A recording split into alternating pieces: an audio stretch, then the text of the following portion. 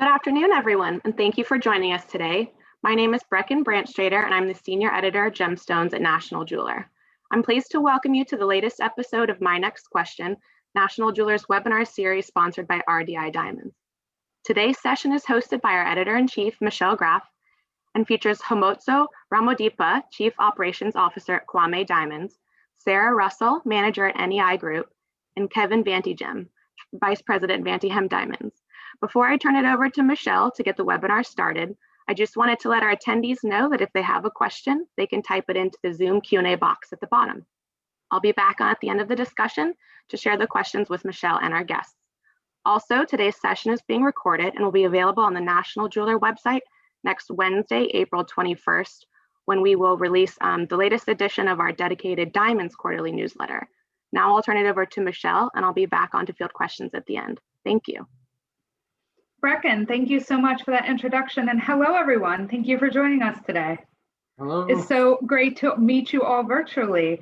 Brecken gave a brief introduction of you all, but before we start the questions, I want everyone to introduce themselves again and then tell the listeners exactly what your company does. And I'm going to start with you, Sarah. You're right below me in the box. Hi, Michelle. I'm Sarah Russell. I'm an operations manager at NEI Group. NEI Group is a diamond wholesaler and jewelry manufacturer. So we import diamonds directly from site holders, and we sell loose diamonds. And then we also manufacture mostly diamond jewelry to sell more diamonds to customers around the US mostly, and some in the Caribbean, and very few in Canada. Khomotso?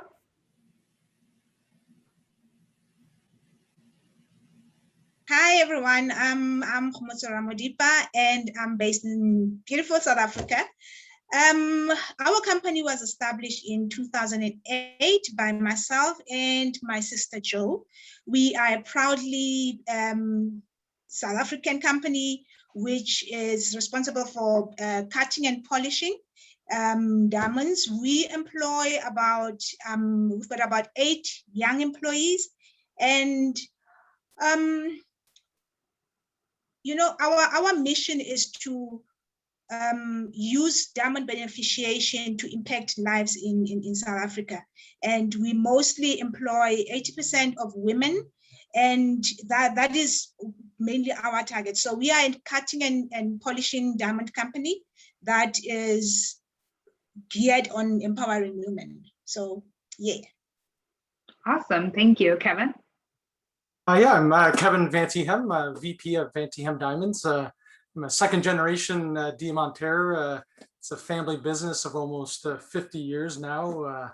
My parents had founded the company, and we mainly work with independent retail jewelers all across Canada, North America, globally, and bringing them, responsibly mined, ethically sourced natural diamonds. And so we work very closely with our stores as partners in their business, and anything from Millet diamonds and up, and and sourcing and helping them with any of their requirements. Okay. Well, thank you all so much. Today we're here to talk about kind of 3 stages in the diamond industry, and you're all, as the title mentioned, all members of the Young Diamantaires, which is an organization, kind of a networking organization of the next generation of leaders in the diamond industry. Very cool. And you can check out Young Diamantaires on their website to learn more. So today I want to talk about kind of where we were for the pandemic, what the pandemic did to us, and kind of where we're headed. So I want to start with, talk about the state of the diamond industry before everything started shutting down. So let's rewind. Feels like 100 years ago, but it was actually only the end of 2019. What was the state of industry from each of your perspectives at the end of 2019? And Kevin, I'm going to start with you on this one. Yeah, absolutely. Actually, I was trying to remember, and it's hard to remember. It seems so long ago. Yeah. Seems like a different life. Absolutely. I was really trying to think about that one. But I know up until March, things were going okay. Things were, we had our challenges. I think, the natural diamond business had its challenges, and being in the marketplace. I think we were kind of moving at a snail's pace when it came to technology. Transparency was slowly also coming, around, but not fast enough, I don't think. So it seemed like there was going to be a lot of changes happening, or that needed to happen, but they were happening very slowly. And I think we were kind of all working in our kind of silos. We're just kind of doing our thing. I have, my nice collection of customers, and we just work with each other, and that's it. We weren't thinking more, globally, large scale, and kind of as an industry as a whole. So that's how I kind of felt prior to all of this thus far. Yeah, I think that's very true of retail too. Khomotso, thoughts on what was going on, particularly with your company in South Africa at the end of 2019? Well, towards 2019, actually at the beginning of 2019, rough and polished prices were a little bit it was a very difficult time for us, because as a manufacturer, buying rough was expensive, and when you're trying to sell your polish, the margins were really low. And at that time, I think responsible sourcing was now at the lips of every single person. So every person that you were dealing with needed to know why they should be buying from you. What are you doing? That is, how are you sourcing your stuff, and so and things like that. And I think those kind of conversations prompted, especially the young Diamantaires, because the platform was really heating up about this conversation. And a trip came up from that conversation to South Africa, and we were really excited that we were part of this group that went to Venetia mine. And because of this trip, we, when what Kevin said, that we were, silently working on our own on the side, and occasionally chatting on the group, and not necessarily actively connecting. This trip really helped us connect. And right. Yeah, and because of that, it was, for us, 2019 was a beginning of something. Come COVID, then everything came to a standstill. Yeah, so Khomotso, for people who might not know, the Venetia mine's in South Africa, and it is a De Beers mine, correct? It is, yes. Okay. All right. Sarah, please give us your perspective on the business in 2019. Yeah, very similar to what Kevin said. I guess lab grown was the thing that was keeping us on our toes. From my business standpoint, it was just like, how do we get on top of this? Do we join lab grown world? And how do we keep that separate? Origin right. reports, labs are starting to give more reports that tell you where diamonds come from. Not only, I believe the GIA Diamond Origin Report launched in 2019, if I'm not mistaken. Yeah, I think towards the AGS was shortly the end after. of the year. Yeah. So it was like, people were not only like talking about it, they were doing it, trying to figure out how do I tell you where your diamond came from, both from an ethical standpoint, but also just to like prove that it's real. And it was, everything was more and more testing. What machines are you going to buy to test your diamonds? So that was really what was top of mind for us. I think from a consumer standpoint, what we were hearing from our retail customers was that more and more jewelry and diamonds and all that was competing with experiences. You're talking about the millennial customer and younger consumers and what they're looking for. And you really had to sell an experience and a story, which I'm sure we'll get to later, but maybe that is the silver lining of COVID, in that, we don't compete with that so much these days. So I think for now. Yeah, exactly.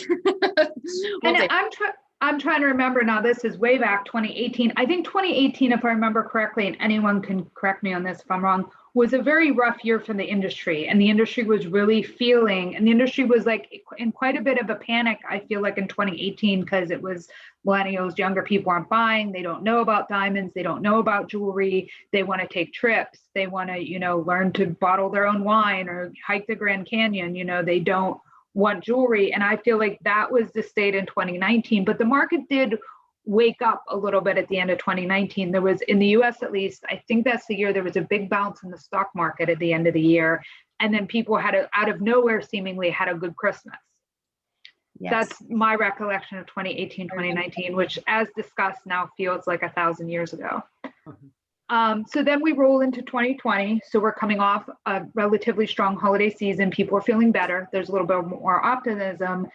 And then this thing called the coronavirus, which at one point just seemed like, oh, it's coronavirus. It's in China. That's a faraway thing. Like, it's a shame. But I mean, I remember being at a play with my friends right before everything shut down and saying, yeah, the coronavirus is crazy, but like no clue that it was going to be the story of the world for the next 2 years.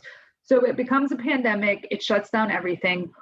I want to talk about this time last year. So let's rewind to March 2020. What did you have to do what happened at your businesses and what were you doing to keep employees safe and how long? I mean, I assumed you had to shut down. How long were you shut down? And Sarah, I'll start with you since I'm in New York, you're in New Jersey. We had a very similar experience. Yeah, and a lot of our employees come from New York every day. I mean, obviously New York is so densely populated that it was very strict from the beginning. Right.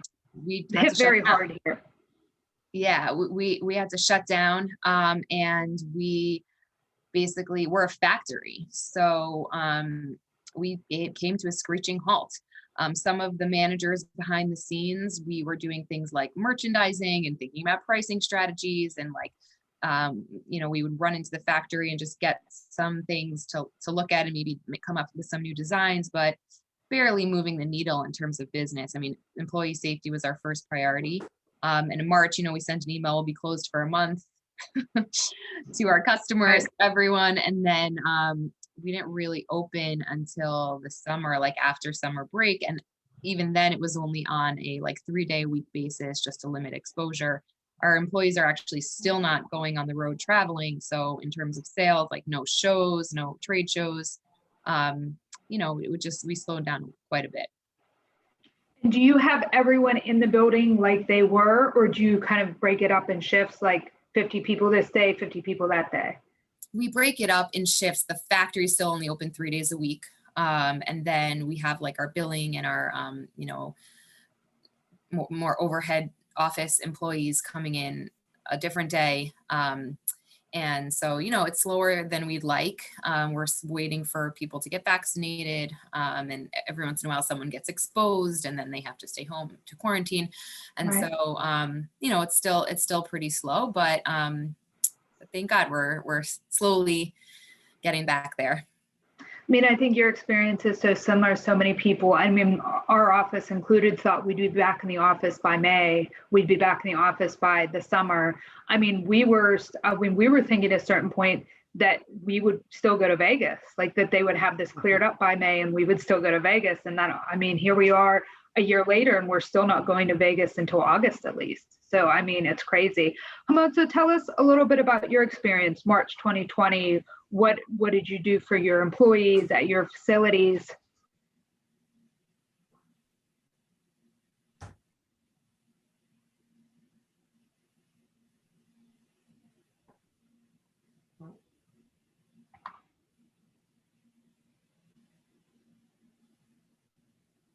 Khomotso, if you move your mouse over, the mute button should appear again.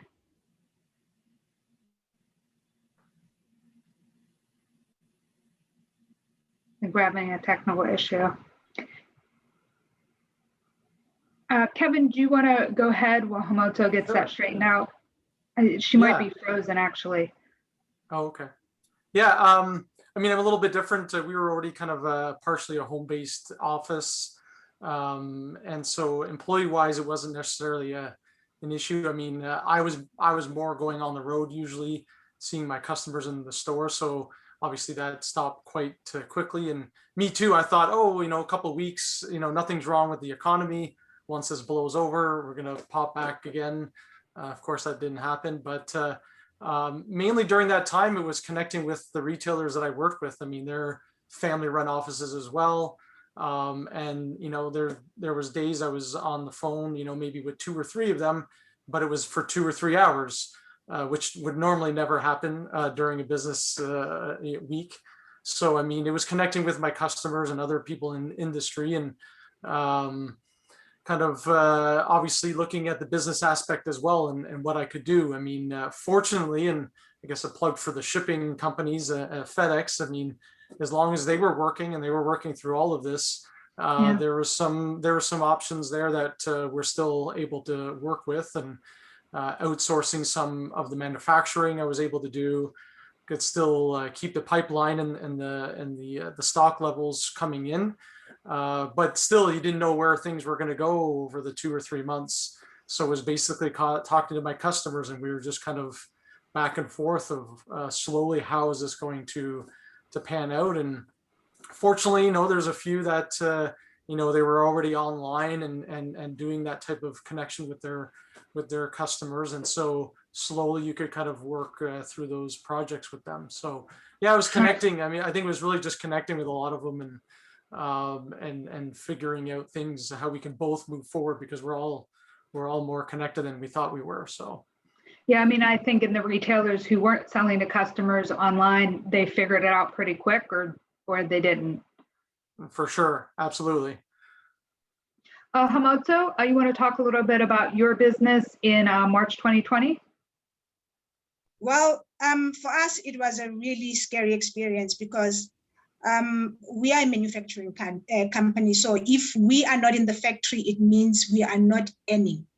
And at the same time, the coronavirus was still, there was a lot of misinformation about the virus. So we had to sensitize our staff about the reality of the virus and the danger of the virus and the importance of them following protocol. So we closed our factory in March, and we were closed for 8 months. We were we were only able to open in September, but with every cloud there's a silver lining. So just before we closed, there was a television promo that we did, and it was only supposed to flight for a month, and it happened to be flighting on the month after lockdown. So which meant that the company that was doing the promo, they did not have any other content, so they only had us. So for the 8 months, it was us on television, and it kept us so busy. I mean, it was not about selling product, but it was about, it was a story, it was a South African storytelling about 2 ladies that have made it in an industry that is supposedly difficult to get into. And it was an encouraging story. And we got a lot of humbling emails and phone calls and SMSs of people that have been retrenched during the lockdown that have been encouraged by our story. Some said, you know what, I'm going to start my own business. I'm going to do this. I'm going to do that. So it was not all doom and gloom for us. It was, yes, we were not working, but at the same time, there was a positive story that was coming, that was going out there about us. And the spin-off was, we got some clients that wanted, private jewelry and stuff like that. So we managed to do some trading, but also we realized that our online presence was non-existent. So we had to sit down and strategize and say, okay, we've got all this time. Let's see how we go about doing this. I mean, me and my sister, we are old school. She likes saying we were born before technology. So we resisted social media. I mean, Facebook for what? That's what we used to say. And now we've learned that we need social media. We had to start our Instagram page. We had 2 pictures on Instagram that stayed there for I don't know how many months. And now we started to learn about Instagram and, getting our name out there. And now we are trying to package our online story so that when we go out there, we know exactly how we want to connect with our clients. So for us, that was our lockdown. Well, I mean, it sounds like you made the best possible use of the lockdown. And I feel like you're so perfectly positioned now, because we are in a phase now where people are looking for stories. They're looking for businesses with a good story that make them feel good. People are very interested in women-owned businesses, and people are very interested in businesses where you can say, I get my rough right from this mine. We cut it here. The business is woman-owned. here's who works here, here's how people benefit. I mean, that's the story everybody wants to hear now, which is interesting because years ago, nobody ever went, like years ago, I remember hearing a De Beers executive talk at a JCK Las Vegas panel a couple years ago about De Beers years ago did not want to even mention mining at all because they saw diamonds as luxury and beauty, and they didn't want to bring up mining and machinery because that's dirty and not appealing and not luxury. And now the story is all about where did this diamond come from? And also, I think your story of, you know, adapting to Facebook, adding Instagram, Kevin, as I mentioned with you, everybody was forced to do that. We alluded to this a little earlier, but, you know, there were technological changes that were coming, but they were coming too slow. And the pandemic just gave everybody a big push in the direction they needed to be going anyway. I'm sorry, Kevin, go ahead. No, I was gonna say I can relate to Khomotso as well I mean, we're always busy, but during that time, I think I was more busy than ever working on all the behind the scenes stuff. It was crazy day in and day out. So it seems like you were working a lot, not generating a lot of necessarily income, but you're setting yourself up. But yeah, I can relate to her as well, that she was mentioning that. And you're still a young Diamantaire, Khomotso, so. I am, yes. I don't know about your sister saying you were born before technology. I don't buy that. You know what?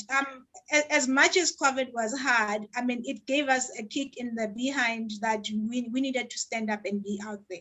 And also, I think it's given out a lot of people, we needed to do a lot of introspection because it was a time where you could not afford to be selfish. You could not afford to stay at home and say, you know what, I'm good. At least I've got whatever savings I've got, I'm sorted. I mean, we had 8 employees that are from, I mean, their backgrounds are dire. And we wanted to make sure that we do not lose any of them come end of COVID. So we needed a win somewhere. So during that time, we had to make sure that we keep them. And I'm glad to say that we haven't lost any of them. Instead, we've added onto the number of employees that we have in spite of COVID, you know? Yeah. I want to talk a little bit about, and I think Khomotso, you just alluded a little bit to this. So we've kind of discussed, obviously, COVID brought about a lot of changes. 2020 was a year of transformation. When you look at your business now, what changes will you not be reverting? Like, what changes do you think have been the most positive for your business? And where you're saying, we're going to keep doing this going forward, whether it's technology, cutting out like extra steps you don't need anymore, whether it's offering employees more flexibility. I'm just curious, like, how things are going to look after this is over, when we enter into whatever normal will be in the end of the year, next year, what have you. Sarah, do you want to start? Sure. And I can echo what everyone has said in terms of like 2020 being an accelerator for certain things, especially technology. And I think and hope that will stay. We've done most of our appointments with our retailers virtually this year, and it's really great. We have an awesome camera that points directly on our line. And so nobody even needs to see our face. And it's been working for the most part. I mean, obviously there are times when in-person is better, but I think we'll keep that and we'll stay on top of that. Most of our employees need to come in just because we need, you know, we are a factory, but there's a lot more flexibility from the office standpoint. And so I think that, and then just the education that we offer the people in our office, there's so much more available online. You don't have to go to a conference to hear, you know, the latest talks. And I think that's a really nice perk that came out of this, that we'll be able to make sure that we're all taking advantage of that. So Sarah, on the back of that, do you think for your company, are you looking at fewer trade shows and conferences and more virtual, like maybe more targeted, instead of going to, I don't know how many shows you did, let's say you did 5 shows a year, maybe do 1 show a year? I think that's gonna be an interesting question, like what role are trade shows gonna play going forward, now that people have figured out, like, even this is a panel that could have been at a trade show, but Yeah. we're doing it here and people can watch it whenever it's convenient for them. So Sarah, I'm just curious about your company. I think we will probably reduce it.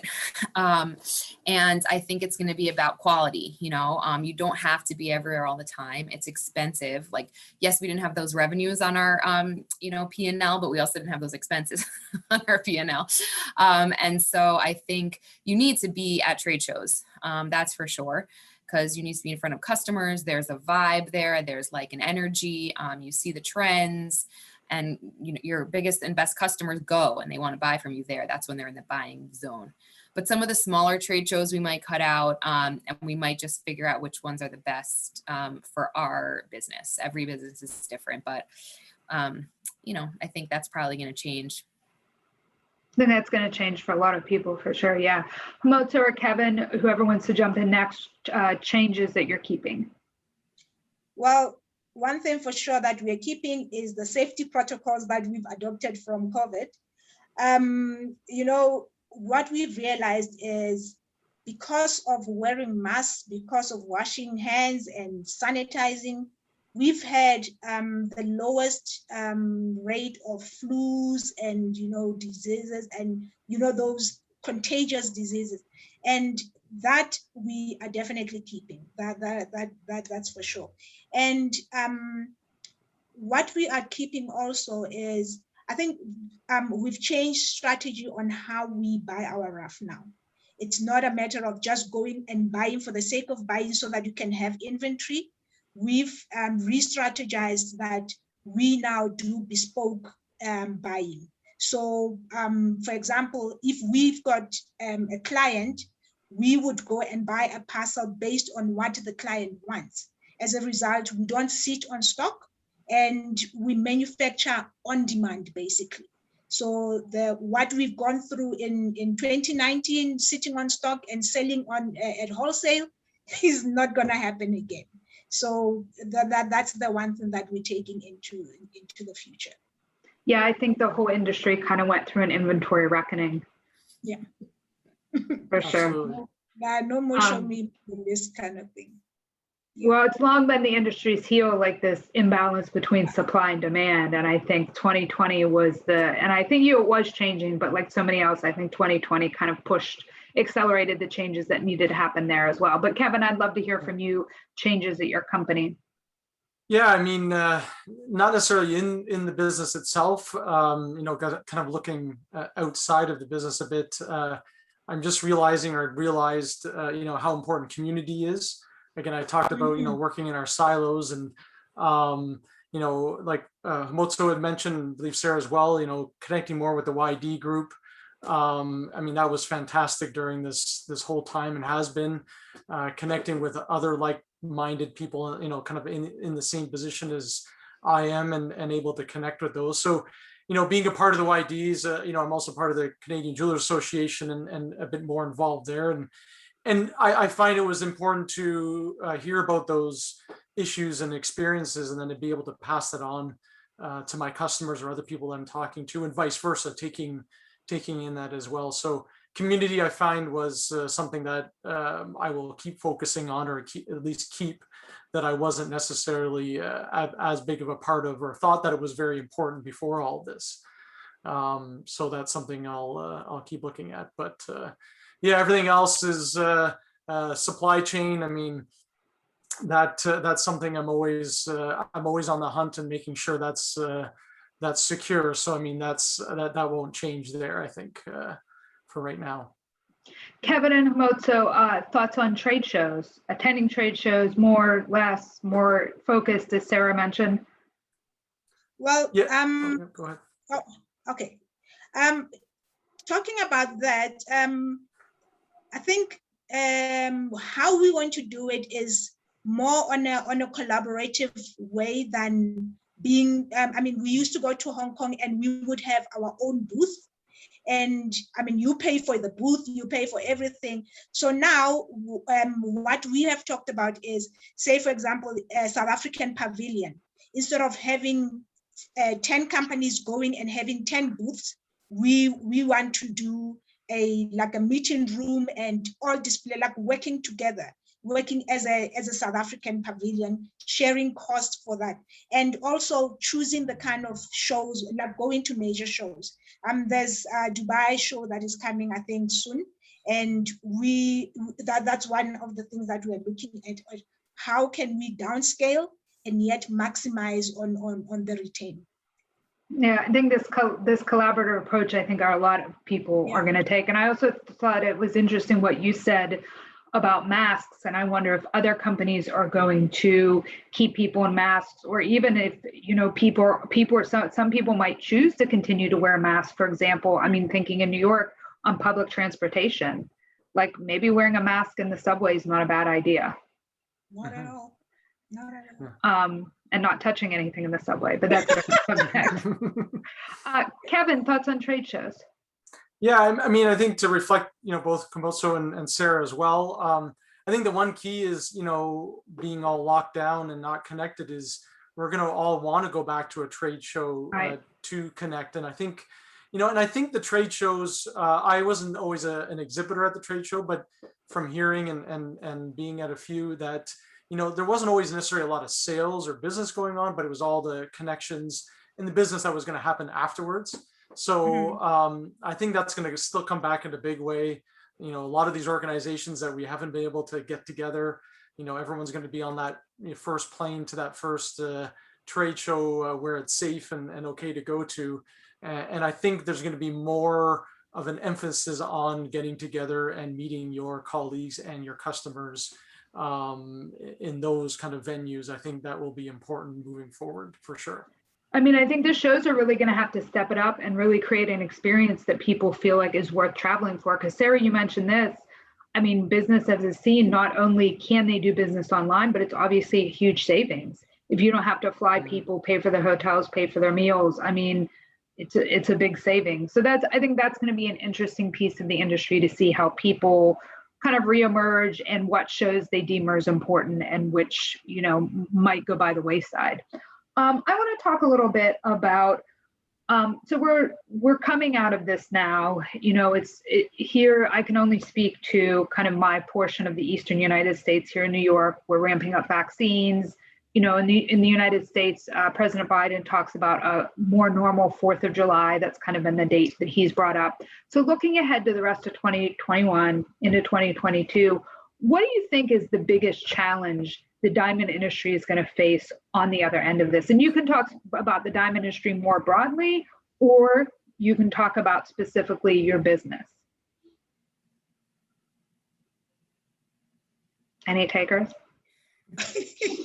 I guess that's going to be a talk. Well, so here in Canada or Ontario, we're still in lockdown. We're in lockdown number 3. Other parts of Canada as well are in and out of lockdown. So I mean, it's a roller coaster. It's navigating. It's of course I've seen independent retailers. They're a very resilient bunch of hardworking people. And so I mean, within a dime, the next day they've already got the online Instagram and Facebook messages going out there. They have the following from their customers. And I mean, right now, no one can travel and spend their money there. So they're spending it in the stores. And there is some business, being had, and diamonds and natural diamonds have had a good bounce last year. And hopefully that will continue. I think it's about, us staying focused and I think believing in your company and believing in the people you work with. One of the hardest or challenging parts is still, making sure I have stock levels that are appropriate, available, ready to go.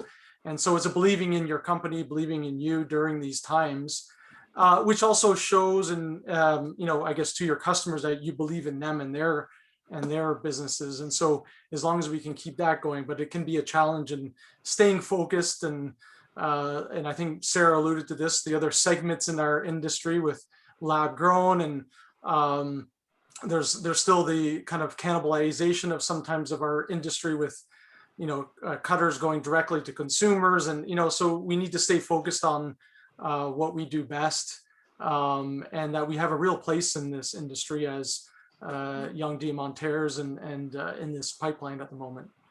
Okay. And we're gonna talk about lab-grown diamonds more broadly here in a minute. But Sarah, I want to give you a chance to talk about biggest obstacle facing the diamond industry on the whenever we reach what the other side's going to look like. Yeah, I think we're still in it a little bit, like India also just shut down. Yeah. And so I think, yes, maybe the pipeline is picking up from like a, De Beers standpoint and that kind of thing, but there's still slowdowns and stops across the world when we are a pretty global industry. So I think it might be a little while. I think, retailers did okay, it seems like, during when they were allowed to open back up, at least here in the US, because nobody had anywhere else to go or anything to do. So for big momentous occasions, that kind of thing, they were going to get jewelry, which makes sense. But I wonder what happens when the world opens back up. Also, particularly in the US, there's going to be a lot of inflation. I think, they're basically printing money to give out to everyone, which right. is cool, but I don't know how that's going to impact the luxury sector.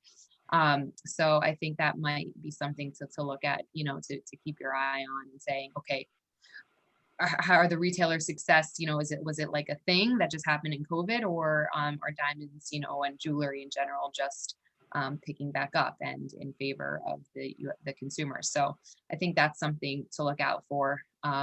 One of the big things that I had mentioned before that we talked about in 2019 was price point. Like price point for jewelry was just like continuing to get lower, and we needed to expand our lines and lower price points. And so I wonder how that's going to play out. So we'll see. I think we still have a little bit to go. I'm optimistic, but so far it looks like it might be a soft landing. I don't know.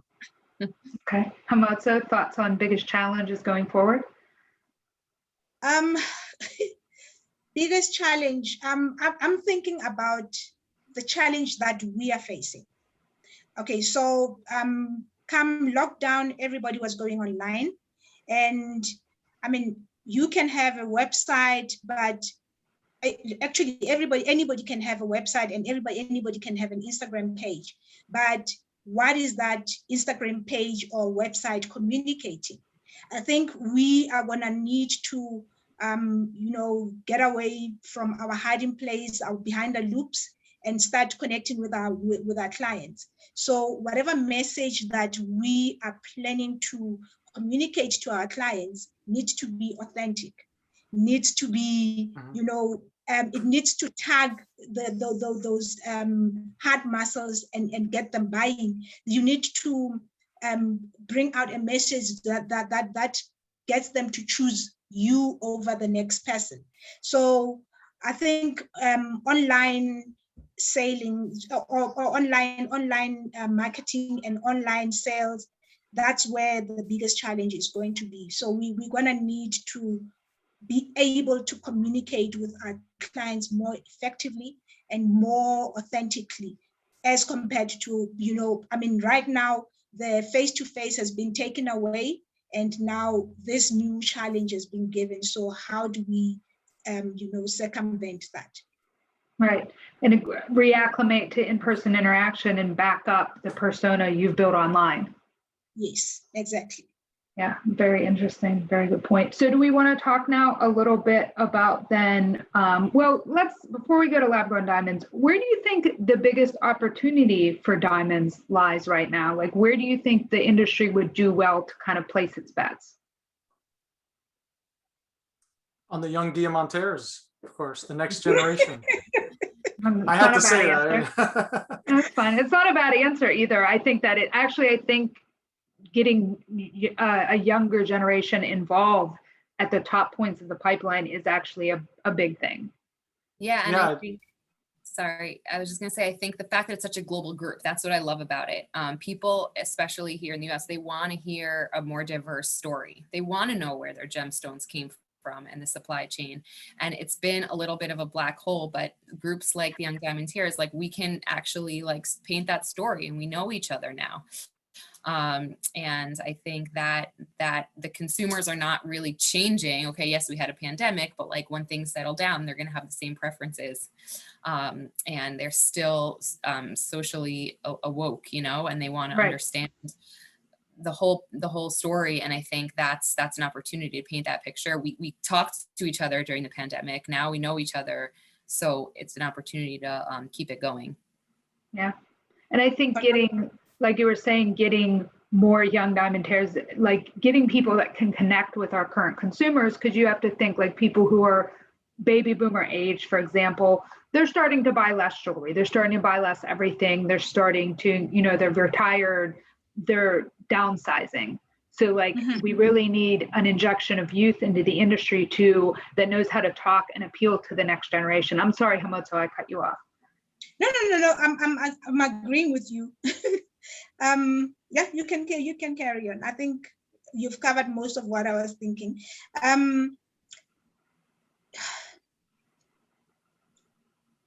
The future is in the youth, and right now there's so many things that are competing with diamonds that we need to bring back that luster, that love that is in diamond.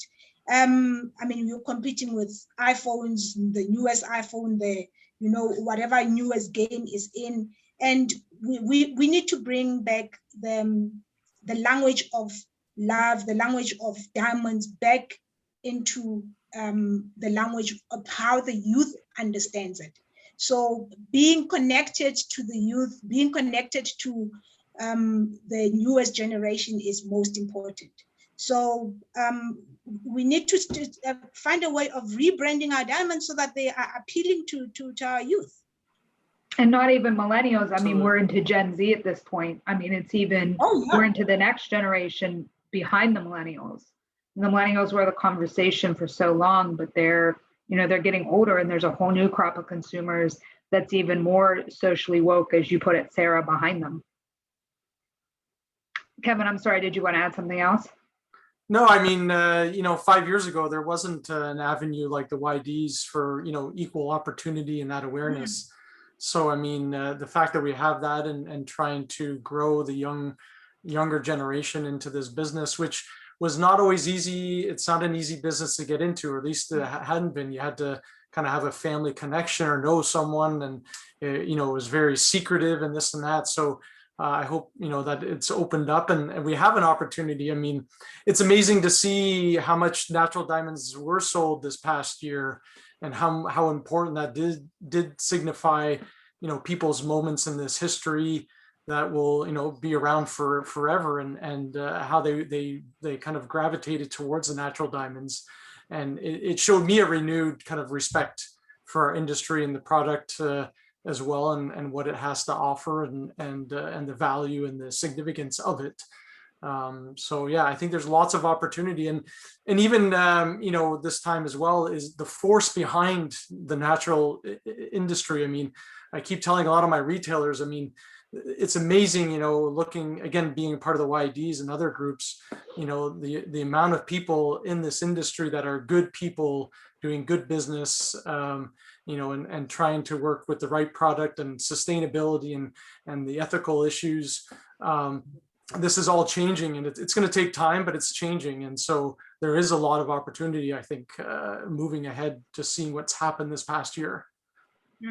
I think also to add on to what you're saying, Kevin, I feel that the presence of lab-grown diamonds has forced people to learn more about diamonds so that they can. That's absolutely true.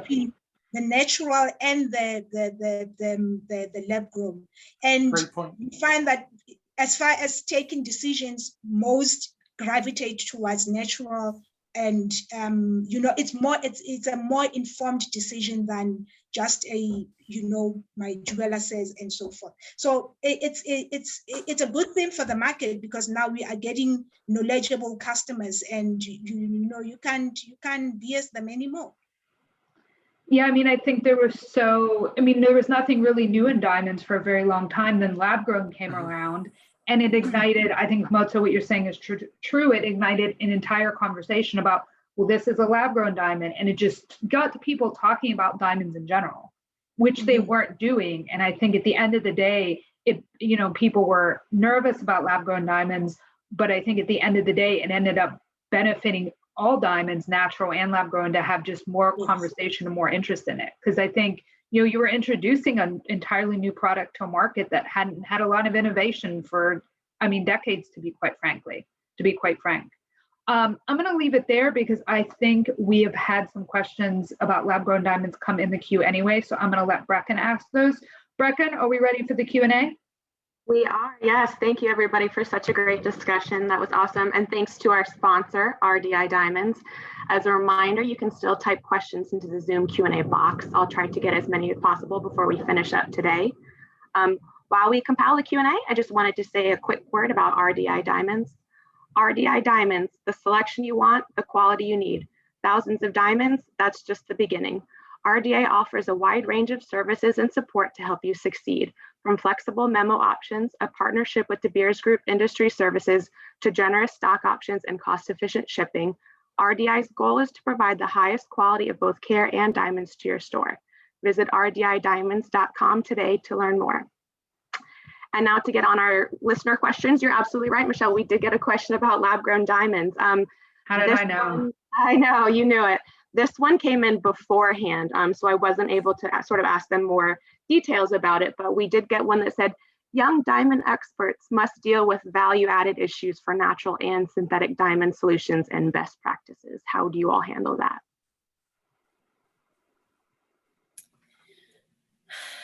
Personally, right now, NEI's policy is we don't handle lab grown. We just don't want to get it mixed up. That would be a risk to us.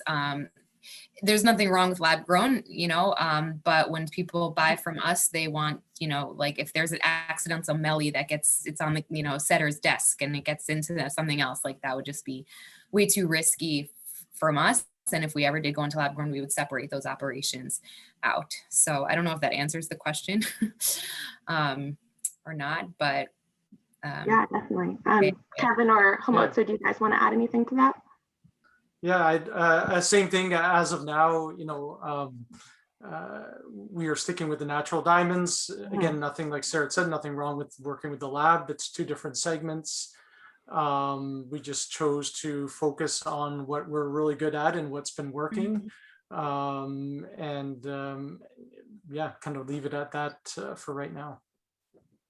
Yeah, and for us also, we are a natural diamond manufacturing company, and the reason we are in the business is supported by natural diamonds, and we don't want to have a conflicting position, because we believe that natural diamonds, they do good. There is a space for each diamond. There is a space for lab grown, and there is a space for natural. And for now, we are opting for natural because of the benefits that we are seeing in our lives and the benefits that we are seeing in the people that are involved in the natural diamond market. Yeah, I just want to go ahead, Kevin. Sorry. And to add to that, I think, it's one thing, I think maybe for Sarah as well, one of the big parts of my job is to stock, merchant inventory and have that. And there's a bit of risk in that as well, especially with diamonds and the cost of diamonds. And I think lab grown it's a bit of a different investment. It might not be actually in the product. It might be, I think, more in the technology part of the lab grown. Which is why I see there's a bit of a difference there as well. So yeah. Khomotso, you mentioned there being a space for both. Does anyone want to talk a little bit about what you see that space being? Because some companies in the diamond industry, which shall remain nameless, are trying to kind of position natural diamonds for engagements, anniversaries, big events.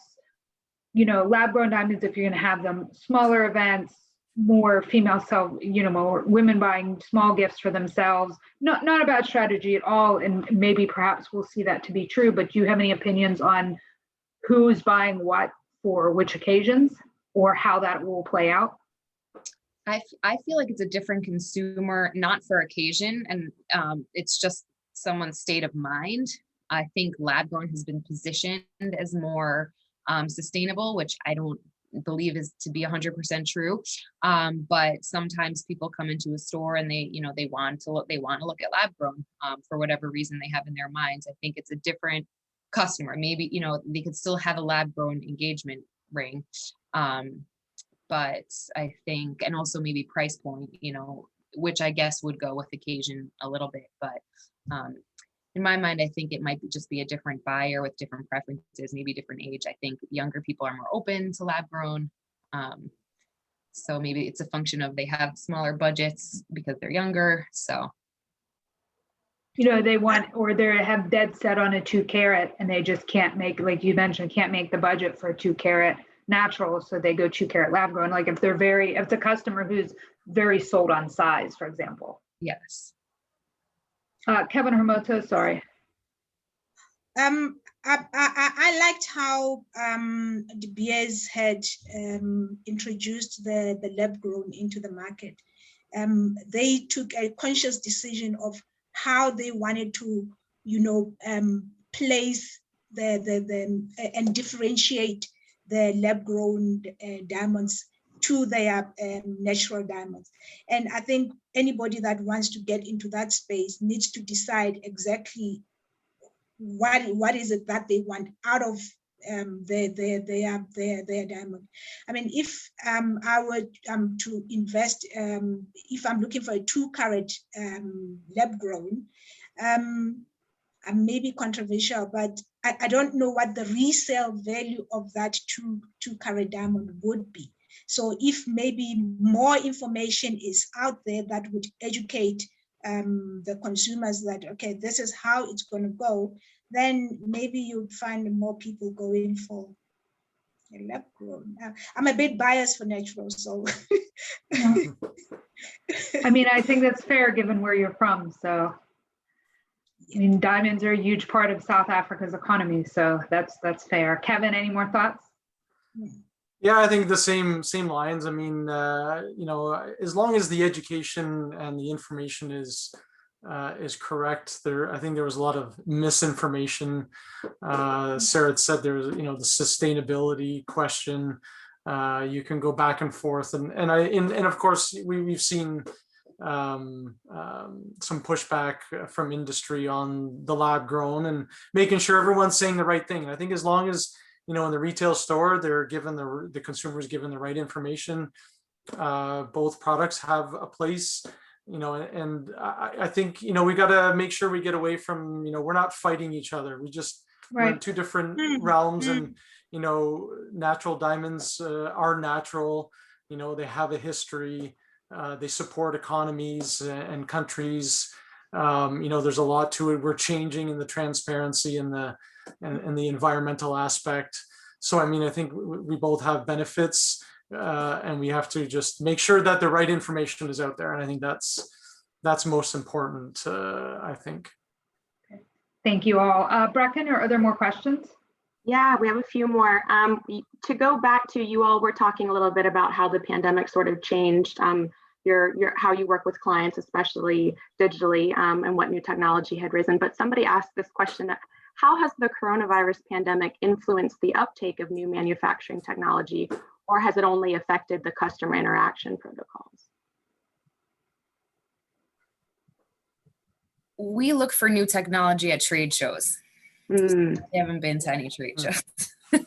Yeah. So, and also, the manufacturing, we're trying to limit the collaboration that we do, just because like social distancing and all that.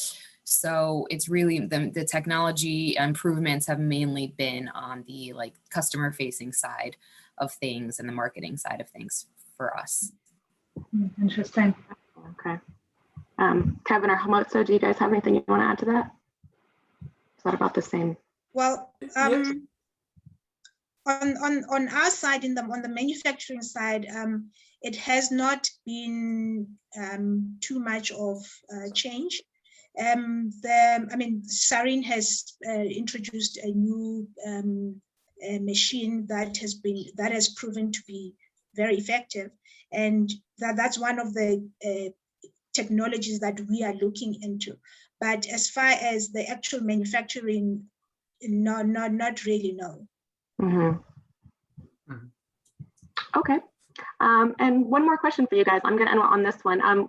Somebody wanted to know if there are any exciting projects that the young Diamantaires are working on in regard to responsible sourcing that you guys wanted to talk about, or projects in general you want to share. Well, I mean, I think, I think as Sarah alluded to it as well, is because we all kind of know each other and kind of we're getting a better picture of, how the industry is working and where our stones are coming from. But YDs, I mean, part of it is where we're collaborating with a lot of the other larger organizations like the Responsible Jewelry Council and the World Diamond Council as well with the KP process. So, I mean, we're in collaboration with a lot of those organizations and connecting with them, and so that we understand their organizations better and how that process works, and maybe that we can implement some of those aspects into our own business, as well as promoting that with our customers, not only our manufacturers, but then our retailers as well. So I think there's not just one project in the sense of the responsible sourcing, but it's more of a collaboration with those other industries. Yeah, great. Well, thank you again, guys. Thank you so much to our guests, Khomotso, Sarah, Kevin, for joining us today, and Michelle, of course, for hosting. You guys can tune in for another episode of My Next Question next Tuesday, April 20th at 2 p.m. Eastern, when I will be chatting with the team behind Moyo Gems for an update on how the project is going 2 years in. You can read more about it and register at nationaljeweler.com/webinars, dropping that link into the chat right now, as well as a link for anybody who'd like to subscribe to our new Diamonds Quarterly newsletter. That's right there. Thank you again, everyone, for joining us today, and please take care. Thank you so much, Breck, and thanks everyone. It's great talking with you. Thank you. Thanks, Bye. everyone. Thank you. Thank you.